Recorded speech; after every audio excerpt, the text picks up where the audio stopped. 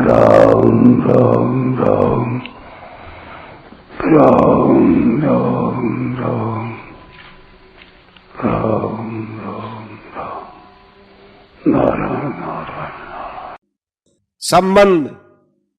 पूर्व श्लोक में भगवान ने जिस संसार वृक्ष का दिग्दर्शन कराया, उसी संसार वृक्ष का अब आगे के श्लोक में अवयवों सहित विस्तार से वर्णन करते हैं। अधश्चोर्ध्वं प्रसृतास्तस्य शाखा गुण प्रवृद्धा विषय प्रवाला अधश्च मूलान्यनुसन्ततानि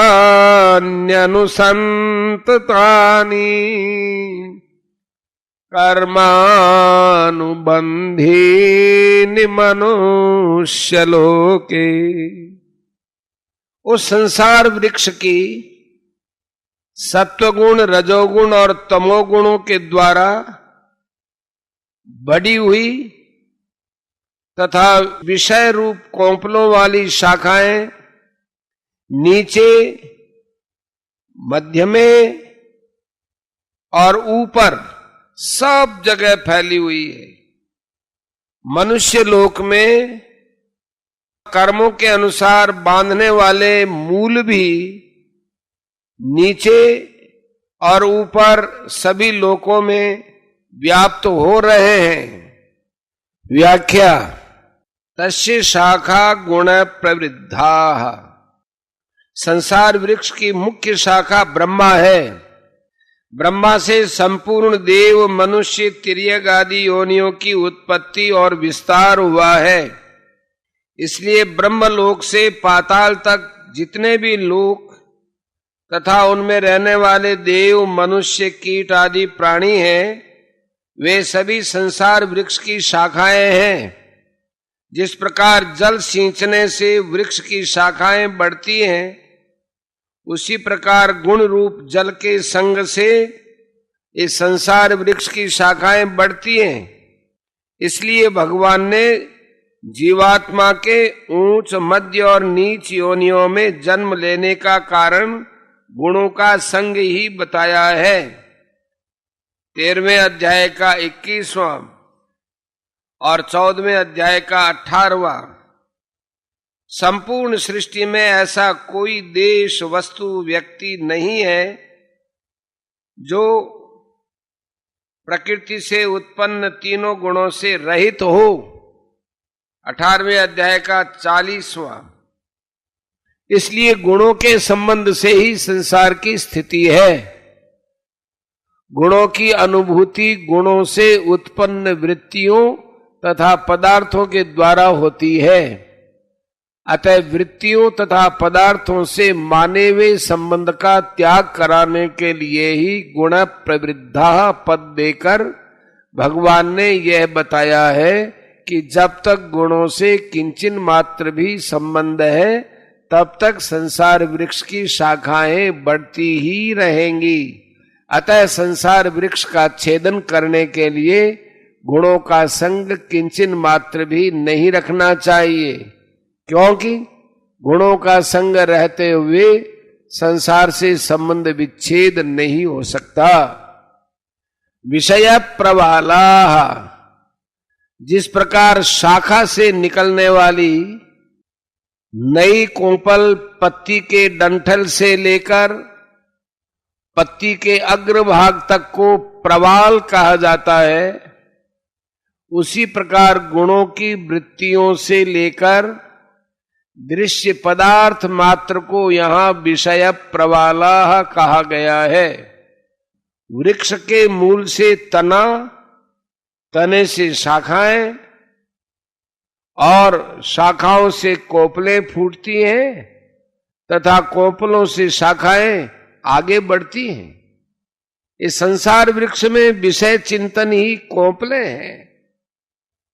विषय चिंतन तीनों गुणों से होता है। जिस प्रकार गुण रूप जल से संसार वृक्ष की शाखाएं बढ़ती हैं, उसी प्रकार गुण रूप जल से विषय रूप कोंपलें भी बढ़ती हैं। जैसे कोंपलें दिखती है, उनमें व्याप्त जल नहीं दिखता, ऐसे ही शब्दादि विषय तो दिखते हैं पर उनमें गुण नहीं दिखते। अतः विषयों से ही गुण जाने जाते हैं। विषय प्रवाला, पद का भाव यह प्रतीत होता है कि विषय चिंतन करते हुए मनुष्य का संसार से संबंध विच्छेद नहीं हो सकता। दूसरे अध्याय का 62वां 63वां श्लोक। अंतकाल में मनुष्य जिस जिस भाव का चिंतन करते हुए शरीर का त्याग करता है, उस भाव को ही प्राप्त होता है। 8वें अध्याय का 6वां श्लोक। यही विषय रूप कोंपलों का फूटना है। कोंपलों की तरह विषय भी देखने में बहुत सुंदर प्रतीत होते हैं, जिससे मनुष्य उनमें आकर्षित हो जाता है। साधक अपने विवेक से परिणाम पर विचार करते हुए इनको क्षण भंगुर, नाशवान और दुख रूप जानकर इन विषयों का सुगमता पूर्वक त्याग कर सकता है। 5वें अध्याय का 22वां श्लोक। विषयों में सौंदर्य और आकर्षण अपने राग के कारण दिखता है। वास्तव में विषय सुंदर और आकर्षक नहीं है। इसलिए विषयों में राग का त्याग ही वास्तविक त्याग है। कोमल कोंपलों को नष्ट करने में कोई परिश्रम नहीं करना पड़ता। ऐसे ही इन विषयों के त्याग में भी साधक को कठिनता नहीं माननी चाहिए। मन से आदर देने पर ही ये विषय रूप कोंपलें सुंदर और आकर्षक दिखती हैं। वास्तव में तो ये विषयुक्त लड्डू के समान ही है। इसलिए इस संसार वृक्ष का छेदन करने के लिए भोग बुद्धि पूर्वक विषय चिंतन एवं विषय सेवन का सर्वथा त्याग करना आवश्यक है। अधः स्वर्ध्वम प्रसृता, यहां चय पद को मध्य लोक अर्थात मनुष्य लोक का वाचक समझना चाहिए, क्योंकि इसी श्लोक में मनुष्य लोक के कर्मानुबंधिनी पदों में ये बात आ रही है। ऊर्ध्वम पद का तात्पर्य ब्रह्मलोक आदि से है, जिसमें जाने के 2 मार्ग हैं, देवयान और पितृयान, जिसका वर्णन 8वें अध्याय के 24वें 25वें श्लोकों में शुक्ल और कृष्ण मार्ग के नाम से कह करके आए हैं। अधः पद का तात्पर्य नरकों से है। उसके भी 2 भेद है, योनि विशेष नरक और स्थान विशेष नरक। इन पदों से ये कहा गया है कि ऊर्ध्वमूल परमात्मा से नीचे संसार वृक्ष की शाखाएं नीचे, मध्य और ऊपर सर्वत्र फैली हुई हैं। इसमें मनुष्य योनि रूप शाखा ही मूल शाखा है, क्योंकि मनुष्य योनि में नवीन कर्मों को करने का अधिकार है। अन्य शाखाएं भोग योनियां हैं, जिनमें केवल पूर्वकृत कर्मों का फल भोगने का ही अधिकार है। इस मनुष्य योनि रूप मूल शाखा से मनुष्य नीचे तथा ऊपर दोनों ओर जा सकता है और संसार वृक्ष का छेदन करके सबसे ऊर्ध्व अर्थात परमात्मा तक भी जा सकता है। मनुष्य शरीर में ऐसा विवेक है जिसको महत्व देकर जीव परम धाम तक पहुंच सकता है, और अविवेक पूर्वक विषयों का सेवन करके नरकों में भी जा सकता है। इसलिए गोस्वामी तुलसीदास जी ने कहा है, नरक स्वर्ग अपवर्ग निसेनी, ज्ञान विराग भगति शुभ देनी। अधश्च मूलान्यनुसंततानि कर्मानुबंधीनि मनुष्य लोके। मनुष्य के अतिरिक्त दूसरी सब भोग योनियां हैं, तो मनुष्य योनि में किए गए पाप पुण्यों का फल भोगने के लिए ही मनुष्य को दूसरी योनियों में जाना पड़ता है। नए पाप पुण्य करने का अथवा पाप पुण्य से रहित होकर मुक्त होने का अधिकार और अवसर मनुष्य शरीर में ही है। यहां मूलानी पद का तात्पर्य तादात्म्य, ममता और कामना रूप मूल से है, वास्तविक ऊर्ध्वमूल परमात्मा से नहीं है।